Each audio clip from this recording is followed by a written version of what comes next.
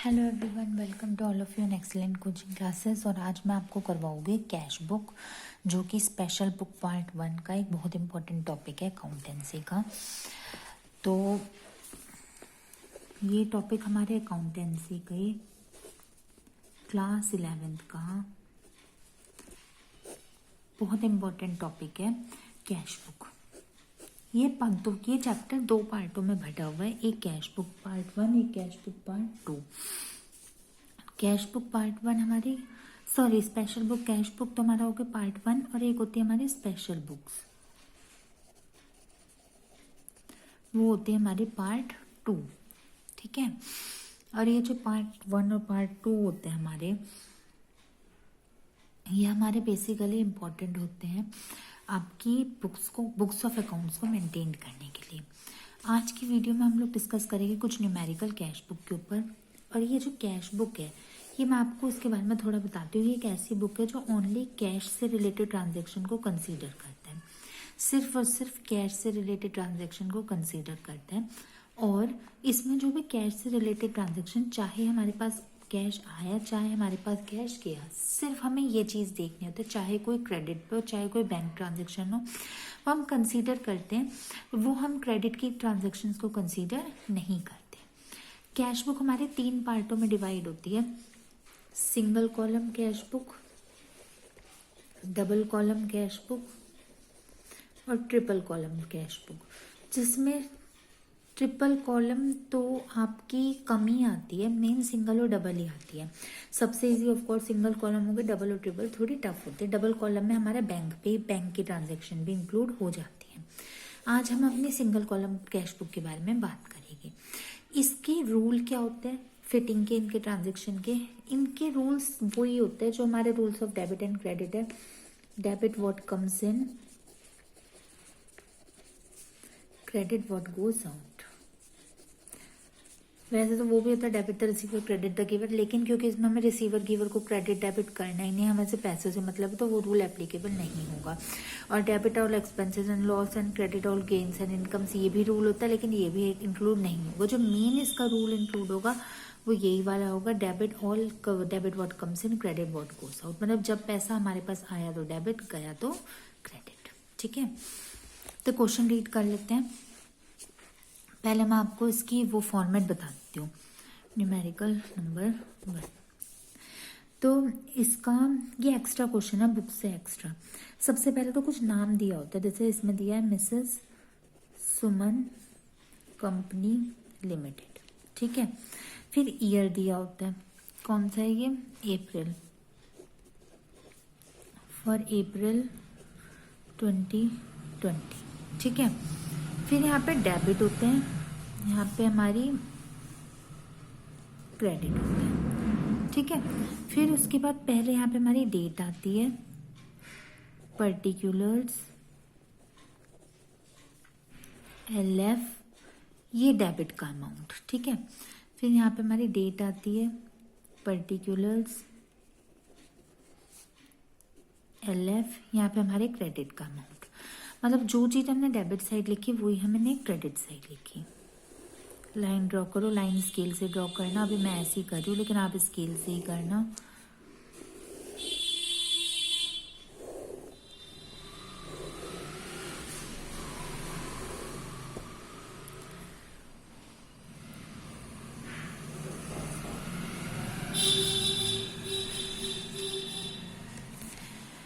पहले ट्रांजैक्शन देखते हैं। पहला, prepare a cash book of balance of cash. Cash का बैलेंस है 50,000, मतलब जब आपने बिजनेस स्टार्ट किया तो 50,000 आपका इन्वेस्ट हुआ, तो ये आया पैसा, तो ये क्या हो जाएगा, डेबिट व्हाट कम्स इन, तो ये डेबिट हो जाएगा कैपिटल के अकाउंट से। और डेट क्या है, अप्रैल 1 की, ये 2 की ट्रांजेक्शन होती है, ये वाली बाय की होती है। ये हो जाएगी हमारे 2 कैपिटल अकाउंट, कितना, 50,000। फिर हमने ये देखा परचेज गुड्स फॉर कैश। अभी हमने कैश में गुड्स परचेज कर लिए, ये 22,000 के, तो हमारे पास से पैसा चला गया। तो रूल के according credit what goes out, तो ये क्रेडिट में आ जाएगा। और इसकी डेट क्या थी, इसकी डेट थी हमारी अप्रैल 3, तो अप्रैल 3 लिखा हमने, और यहाँ पे हमने लिख लिया बाय, क्या थे हमारे purchase of goods for cash, तो बाय परचेज अकाउंट। क्या अमाउंट था इसका? इसका अमाउंट था 22,000, तो ये हमने 22,000 लिख दिया। ठीक है, फिर सेकंड ट्रांजेक्शन देखते हैं। Third transaction purchase goods 15,000। इसमें भी मैंने कहा था, ये मैंने आपको बताया है कि जर्नल में भी जब आपका कोई नाम नहीं गिवन होता तो आपका पैसा कैश में गया होता है। तो ये 15,000, तो ये हम यहाँ पे लिख लेंगे बाय परचेज, ये भी परचेज ही है, अकाउंट 15,000। फिर इसके बाद परचेज गुड्स फ्रॉम गोपी 10,000। अब आपने गोपी से गुड्स परचेज किए, ये हमारी क्रेडिट हो जाएगी। जब नाम गिवन होता है तो क्रेडिट होता है। ये तो पता नहीं ना हमने पैसा पे किया है या नहीं किया, तो क्रेडिट की जो हमारी ट्रांजेक्शन्स होती हैं, ठीक है, वो वैसे तो आमतौर पे नहीं आती, बट इसमें लिखा हुआ purchase goods from Gopi and paid cash. इसमें आपने कैश पे कर दिया तो ये आएगा हमारे पास से, तो गया, तो क्रेडिट व्हाट गोस आउट, ये हो जाएगा 10,000। ये भी परचेज के अमाउंट से, नाम से होगा, पर परचेज अकाउंट 10,000। फिर सोल्ड गुड्स 20,000, गुड्स सेल किए, पैसा आएगा, तो ये हो जाएगा हमारे डेबिट में चला जाएगा, ये हो जाएगा हमारे टू सेल्स अकाउंट 20,000।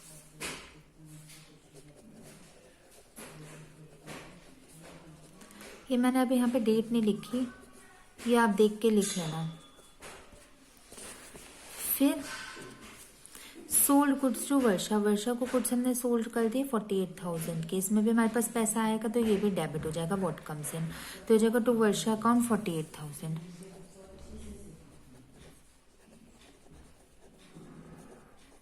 कितना अमाउंट है? 48,000 नहीं, 48 नहीं, 18,000 है, 18,000। फिर इसके बाद रिसीव्ड कमीशन, कमीशन हमें मिला, हमें कमीशन मिला, तो ये क्या हो जाएगा 5,000 बाय कमीशन अकाउंट 5,000। ऐसी पेड रेंट, हमने रेंट पे आउट कर दिया, हमारे पास से तो पैसा गया, तो हो जाएगा 10,000, रेंट पेड 10,000।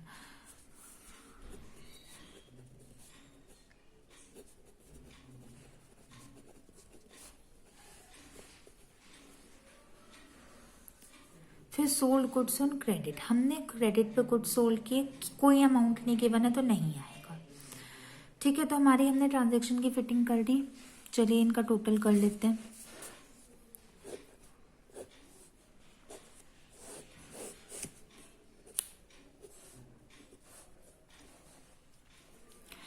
पचास और 20 70, 70 और 18 88, ये 88,000 हो गया हमारे डेबिट का टोटल।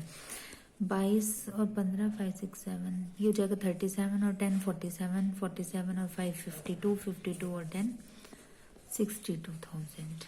ठीक है, ये हमारा हो जाएगा 88, ये हो जाएगा हमारा 62। ये ज़्यादा है, इसमें से इसको माइनस कर दो। हम टोटल में तो 88 लिखेंगे, जो हमारा ज़्यादा होगा हम वो लिखेंगे। ये हो जाएगा हमारा 88,000। बस यहाँ पे हम बाय बैलेंसिंग फिगर लिख देंगे, या बैलेंसिंग फिगर या बैलेंस CD, इसमें से इसको माइनस करके 88 में से 62 माइनस कर दो, ये हो जाएगा हमारा 26,000। 26,000 इज अवर रिक्वायर्ड आंसर। ठीक है बच्चों, तो ये कैश बुक का सिंगल कॉलम का क्वेश्चन ऐसा होगा, मैंने आपको करके दिखा दिया। ये क्वेश्चन मैं अगली वीडियो में करवाऊंगी। तो चलिए आप इसे करिए कॉपी में, और कोई डाउट हो तो मैं इसे पूछ लेना। बस ये चीज़ याद रखना, इसका सिंपल एक ही मात्र गोल्डन रूल है, debit what comes in, credit what goes out, बस, और कोई इसका रूल नहीं है। सिंपल एक सीधा सा छोटा सा रूल है, कैश आया हमारे पास तो डेबिट होगा, और कैश गया हमारे पास से तो वो क्रेडिट होगा। इस रूल को अपनी कॉपी में लिखना। फिर भी अगर आपके दिमाग में कोई डाउट होता है तो आप मेरे से पूछ लेना, तो कॉपी में करते रहना। और कोई भी अगर आपके दिमाग में इसके अलावा कोई डाउट हो तो पूछ लेना इसे। और इनकी जो ये वाली तो फिर थोड़ी इजी ट्रांजेक्शन है, जो डबल कॉलम वाली कैश बुक होती है वो डिफिकल्ट होती है। बस आप थोड़ा इसे स्केल से बनाना नीटली, बाकी और कोई दिक्कत हो तो पूछ लेना। चलिए अब मैं मिलती हूँ आपसे अपनी नेक्स्ट वीडियो में। Till then goodbye and thank you.